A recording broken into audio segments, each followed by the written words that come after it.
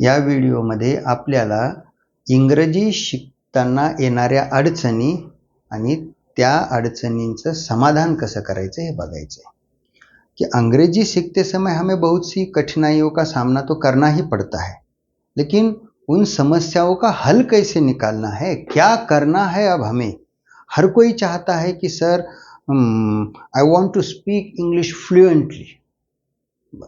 चांगले, ये आपकी जो इच्छा है अच्छी बात है, लेकिन जब when we try to talk or when we try to communicate, so that time we think sir हमें कुछ ऐसी समस्याएं आ रही है तो फिर हमें करना क्या है। तो आज के इस वीडियो में हमने वही टॉपिक चुना है, which reasons and solutions। समस्याएं आपको पता है, लेकिन फिर भी जस्ट आई एम रिवाइजिंग, इसको मैं ब्रश अप कर रहा हूं।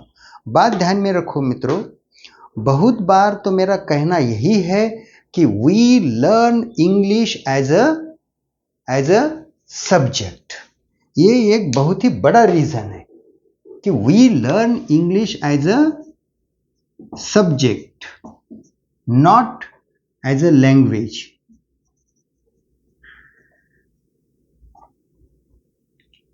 हम अंग्रेजी सिर्फ एक विषय सब्जेक्ट बोल के ही पढ़ते हैं, भाषा बोल के हमने कभी उसको सीखा ही नहीं तो आप पहले ही दिन कहते थे कि बरोबर है Deshmukh sir, what is the function of language my friends. तो बोलना, एक दूसरे से संवाद करना, वो हम अंग्रेजी में बिल्कुल नहीं करते। क्यों? Because we treat English as a subject. क्या बोल के इस्तेमाल करते हैं हम इसको, क्या बोल के सीखा है हमने, एक सब्जेक्ट बोल के। और जब सब्जेक्ट बोल के हम सीखते हैं तो फिर परीक्षाओं में कितने ज़्यादा से ज़्यादा अंक हमें मिलना चाहिए, गुण मिळाले पाहिजे एवढंच आपल्या डोक्यात असते। लैंग्वेज बोल के नहीं सीखे, हे एक पहिलं कारण।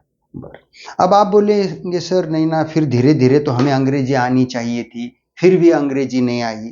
तो दूसरा एक प्रॉब्लम है जिसको हम वोकैबुलरी या वर्ड पावर, ये एक दो दिन की बात नहीं है मेरे मित्रों। वोकैबुलरी, फिर भी मैं आगे बात करता हूं। वर्ड पावर, शब्द संग्रह, आपके पास शब्दों का कितना बड़ा भंडार है, वोकैबुलरी या word power.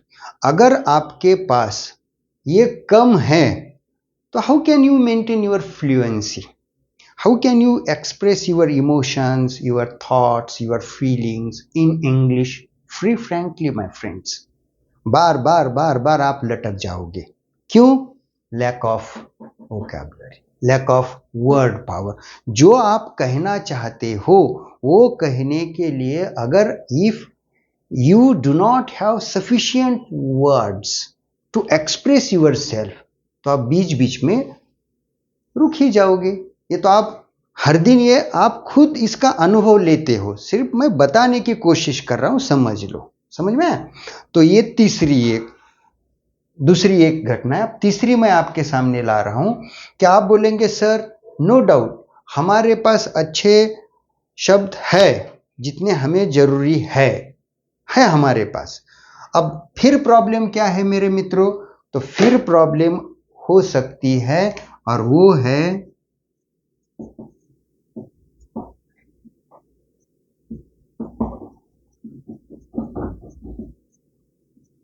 Sentence construction. Sentence construction, आपके पास वोकैबुलरी है, आपके पास वर्ड पावर है, but how should we construct, how should we arrange those words in the sentence. If you do not arrange the words properly, another person, another means listener, that person doesn't get the sense जो आप कहना चाहते हो। अब आप बोलेंगे sir ये तो कठिन हो गया, पहले आप बोले भाई कि हमारे पास शब्द नहीं है, फिर इधर उधर से हमने शब्द इकट्ठा किए, तो अब आप बोल रहे फिर रचना में कम ज्यादा हो रहा है। वैसा होगा ही ना। अगर आप उसकी जगह जहाँ पे है शब्दों की, वो उस जगह पे अगर आप नहीं रखते हो तो फिर आप क्या कहना चाहते हो वो हम तक नहीं पहुंचेगा, and we can not understand your sense. बरोबर है? तो ये भी महत्वपूर्ण बात है। तो ये एक समस्या है आपके लिए तीसरी। अब कुछ लोग बोलेंगे सर हमने सब्जेक्ट बोल के नहीं बल्कि भाषा बोल के सीखी है। कुछ बोलेंगे सर हमारे पास है भाई जितनी हमें जरूरत है उतनी वर्ड पावर। कुछ कहेंगे सर हमें है सेंटेंस कंस्ट्रक्शन का ज्ञान। तो फिर प्रॉब्लम किस में है? तो फिर हो सकता है स्टेज डेयरिंग। स्टेज डेयरिंग आप बोलेंगे हमें कहाँ हर दिन भाषण देना है, तो फिर इसको अपनी भाषा में बोलो प्रैक्टिस। अपनी भाषा में इसको प्रैक्टिस कहो। ये जो मैंने रीजंस बताए आपको कि आपने भाषा बोल के नहीं सीखी, आपके पास एक तो शब्द संग्रह कम है, या हो सकता है आप वाक्य रचना बनाते वक्त थोड़ी सी दिक्कत पैदा कर लेते हो और उसमें थोड़ी सी गलती कर देते हो। फिर उसके बाद हो सकता है आपकी वाक्य रचना भी अच्छी है, तो आपको कंस्ट्रक्शन यहाँ पे मैं एक से ज़्यादा लेता हूँ, थोड़ा सा देखो, मोर देन वन। तो हो सकता है आप फिर इसका यूज़ नहीं कर रहे होंगे, प्रैक्टिस नहीं कर रहे होंगे आप।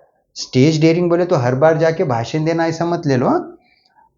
आम जिंदगी में आम तौर पे you must communicate in English with your friends, with your colleagues, with your relatives, तो फिर प्रॉब्लम हट जाएंगी। अब देखो आप बोलेंगे इसका तो हमें पहले से ही ज्ञान है, ये समस्याएं हम हर दिन इसको फेस कर रहे। अब इस चैनल के मदद से मैं आपको अंग्रेजी सिखाने की जो कोशिश कर रहा हूं, तो मैंने इसी को ही टारगेट किया है। ये आपके रीजंस है। तो फिर हल हमें किसका निकालना है? इसी का ही हल निकालना है। बराबर है? अगर ये हमें बीमारी नजर आई तो फिर इसी को हटाने के लिए हमें दवाई देना है। तो फिर मैंने इस वीडियो में ये जो सॉल्यूशंस मैंने यहाँ लिखा है ये इसी के ऊपर टारगेट किया है। आप मेरे वीडियोस देखते जाइए, जितने वीडियोस है 70 to 80% I try to use English mostly. मुझे कुछ लोगों ने एसएमएस भी भेजे हैं कि sir you do not use Marathi और हिंदी, आप ज़्यादा अंग्रेजी में ही बातें करते हो। अगर इतनी हमें अंग्रेजी आती थी तो फिर हम आपका चैनल क्यों देखते थे? बरोबर है, उनका भी कहना है बराबर है भाई। लेकिन फिर भी मेरा कहना है कि if you do not understand me now okay, but try to listen to me.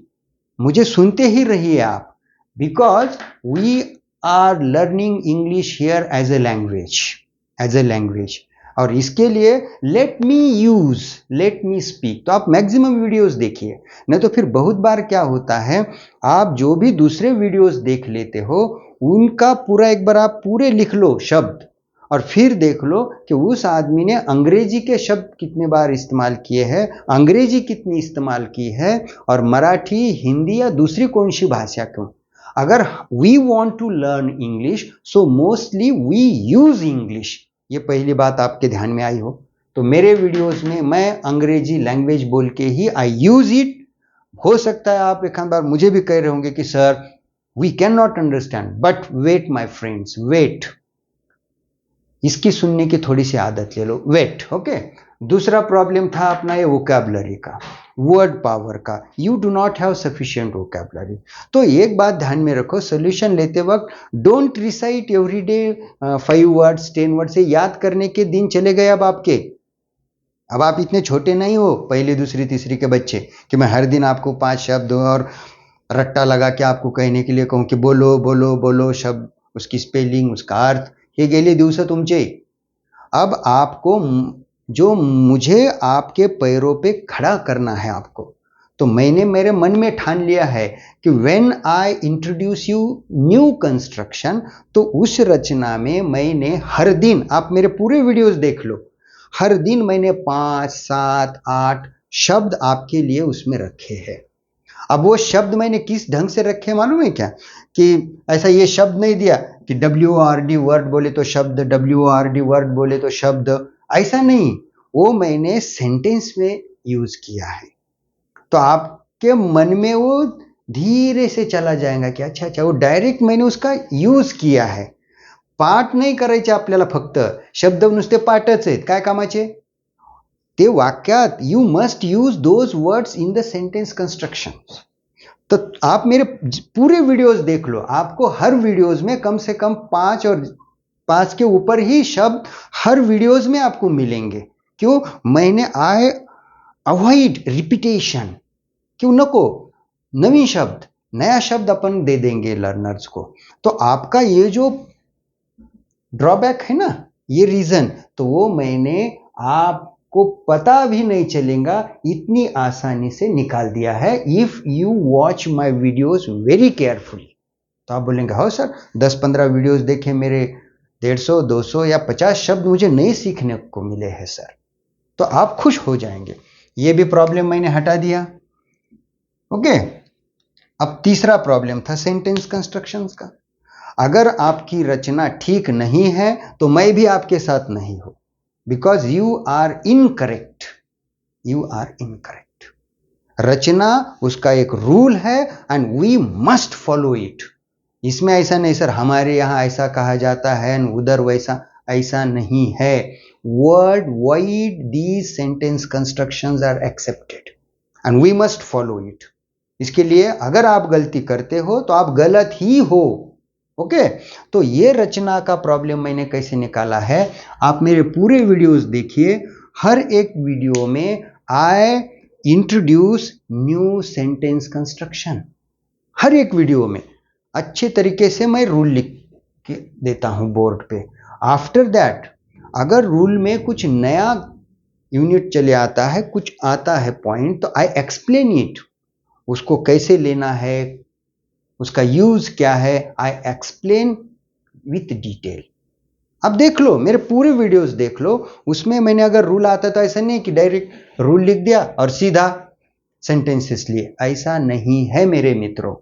Rule में कोई भी अगर सब्जेक्ट रहने दो, वर्ब रहने दो, हैव हैज रहने दो, वाज वेयर रहने दो, विल शैल रहने दो, कुछ भी रहने दो, इवन एम इज आर. आप बोलेंगे ये क्या हमें बताने की जरूरत है क्या? नहीं है. फिर भी लेट मी इंट्रोड्यूस, क्योंकि फिर मैं ऐसा नहीं समझूंगा कि नहीं मैंने बताना चाहिए था, बताना चाहिए था, ऐसा मेरे मन में कुछ आशंकाएं नहीं आनी चाहिए. तो ये जो रचनाएं है ना, ये धीरे धीरे धीरे धीरे धीरे आपके पास बहुत आ गई है. अब ये रचना आप अगर इसकी लिस्ट बनाएंगे ना तो आप भी ऐसे सरप्राइज हो जाएंगे कि अरे बाप रे इतनी रचना है. तो ये प्रॉब्लम आपका हल हो गया. आप मेरी पूरी रचनाएं हो सके तो एखादी रजिस्टर में, नोटबुक में, पेज पे लिखते चलिए. इसके बारे में मैंने क्या कहा था, additional information try to write. अब आते हैं अंतिम पड़ाव, वो है स्टेज डेयरिंग या प्रैक्टिस. मैंने स्टेज डेयरिंग को पहले बोला कि हमें कहीं जाके भाषण नहीं देना, लेकिन अब आपके पास अंग्रेजी के शब्द अच्छे हैं, अंग्रेजी की रचनाएं भी आपको अच्छी तरीके से मालूम है, आप अंग्रेजी भाषा बोल के भी इस्तेमाल करना चाहते हो, आप अंग्रेजी अच्छी तरीके से बोल भी सकते हो लेकिन नहीं बोलते. तो lack of practice, you are hesitating, lack of practice. Otherwise, you may not have stage daring. मैंने मेरे कॉलेज में इतने अच्छे अच्छे छात्र छात्राएं देखी है कि जो बहुत ही होशियार है. जब हम आपस में बातें करते हैं तो वो बहुत ही ऐसे खुद को अच्छी तरीके से एक्सप्रेस करते हैं, चाहे फिर वो मराठी रहने दो, हिंदी रहने दो या अंग्रेजी. मैं किसी एक भाषा के बारे में नहीं बोल रहा हूँ, वो मराठी में बात करता हो या हिंदी में या अंग्रेजी में.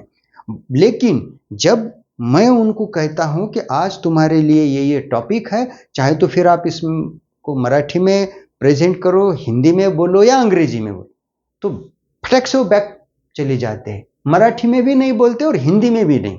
जबरदस्ती अगर अपन उसको खड़ा कर देंगे तो वो अपने लिए बोलते, लेकिन उतना ठीक तरीके से, अच्छी तरीके से नहीं बोल पाते जैसे वो ग्रुप में बोलते थे.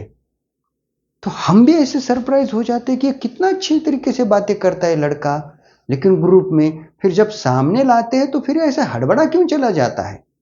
फिर उसको मराठी में बोलने के लिए कहो तो भी वो अच्छी तरीके से बात नहीं करता, हिंदी में भी वही है, अंग्रेजी में भी वही है. ऐसा क्यों?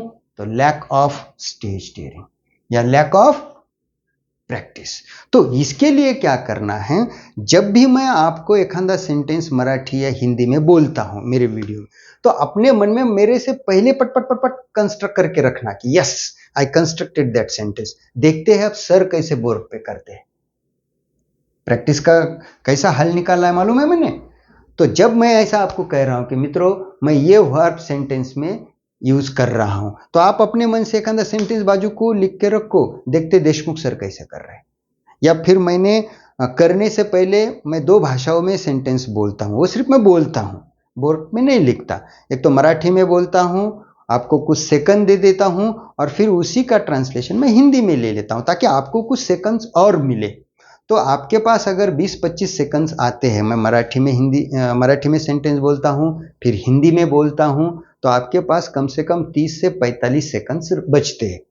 तो उसमें क्या करो, आप अपने मन में ये रचना बना के रखो कि देखते हैं अब सर ऐसा ही लिखते हैं क्या बोर्ड पे। इसलिए मैं मेरा सेंटेंस लिखने से पहले मैं आपको बोलता हूं चलो बताओ कैसे सेंटेंस करूं। मैं मेरे लिए नहीं लिख रहा हूं, मैं आपके परमिशन से बोर्ड पे सेंटेंस करता हूं। तो ये जो ड्रॉबैक्स, ये जो रीजंस थे, ये हमें मालूम है, लेकिन ये सॉल्यूशंस आज मैंने आपको बताए हैं। मेरा चैनल आपके लिए अच्छा एक रास्ता है अंग्रेजी भाषा बोल के सीखने के लिए। तो मित्रों, I request you very politely, please watch each and every video carefully and now look, we are to study English as a language. Then slowly we are to develop our word power, and after that pay your much attention towards sentence constructions, and after that use it with your friends, with your colleagues. हम तो साथ में रहेंगे ही, लेकिन जो जो लोग आपके साथ है, please communicate in English with them effectively. Okay, all the best my friends. Thank you.